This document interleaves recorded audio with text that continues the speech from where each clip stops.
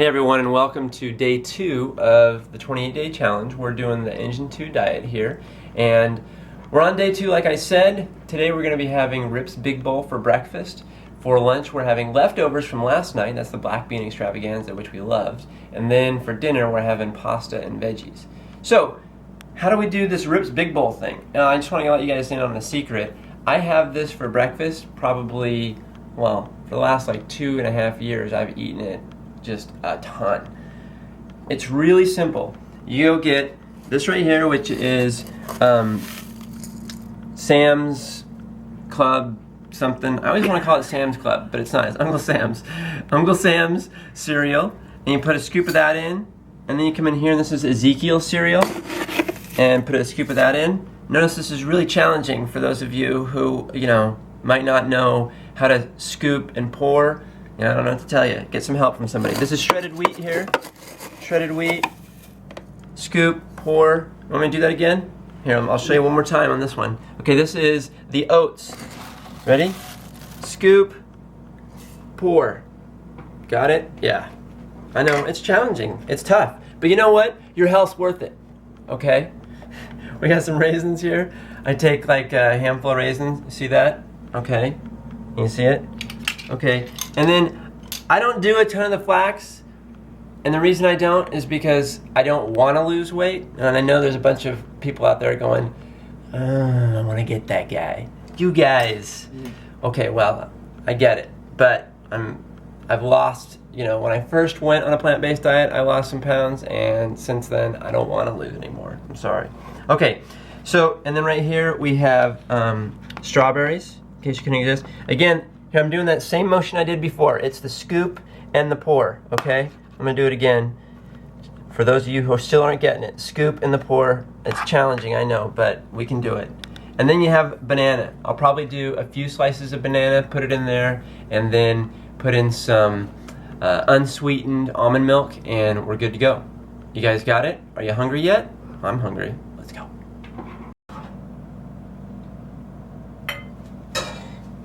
Alright, so we're having leftovers for lunch today. This is day 2, and lunch is leftover from last night's meal, which was Black Bean Extravaganza. So, brown rice, black beans, we have some avocados here, some tomatoes, and then I'm going to put corn and red bell peppers, water chestnuts, some cilantro, and we should be good to go. But I want to give you guys my tip. Last night we did the tip afterwards, and I thought it'd be better if I was doing it while we were doing lunch here. And that's this.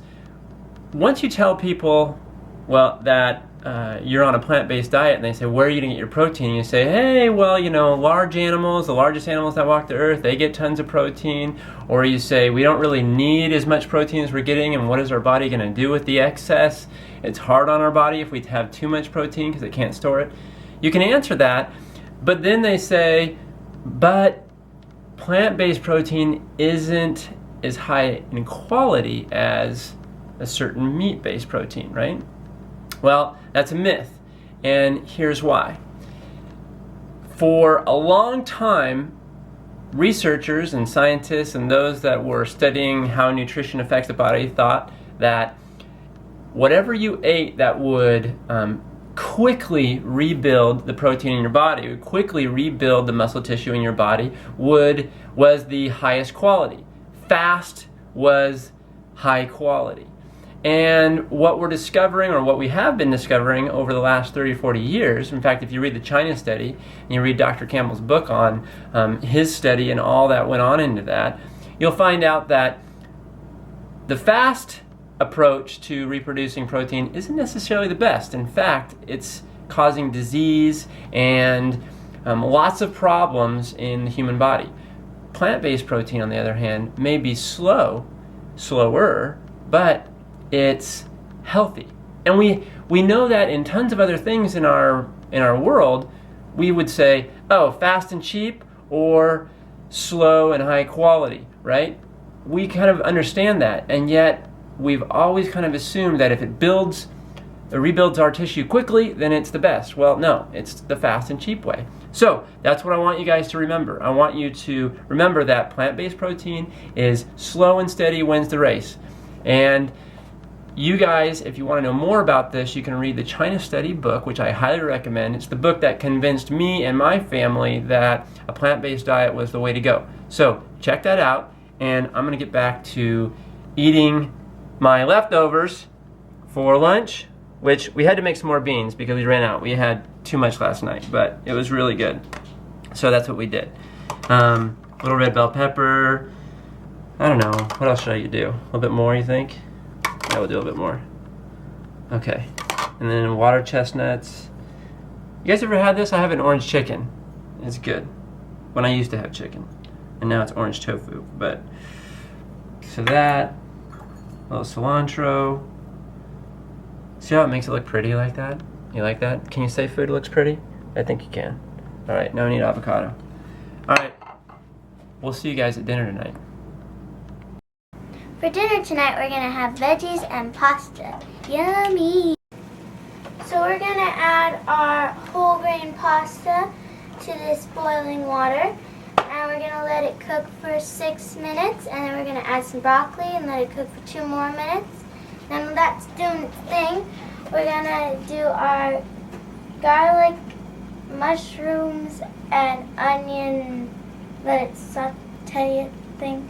And then we're going to add some zucchini, and it's going to be yummy!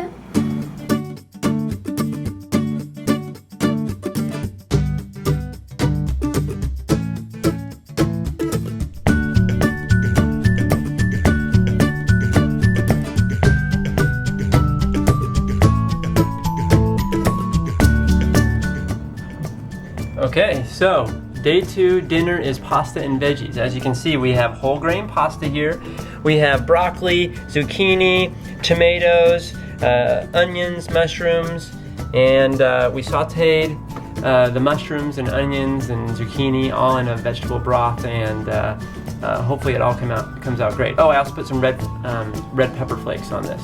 We will post the recipe for this below the video, and if you guys have any comments, definitely comment below. Sound good? I'm gonna go eat. Bye. Okay, so I had quite a few bites. My favorite bites are the ones with tomatoes in it.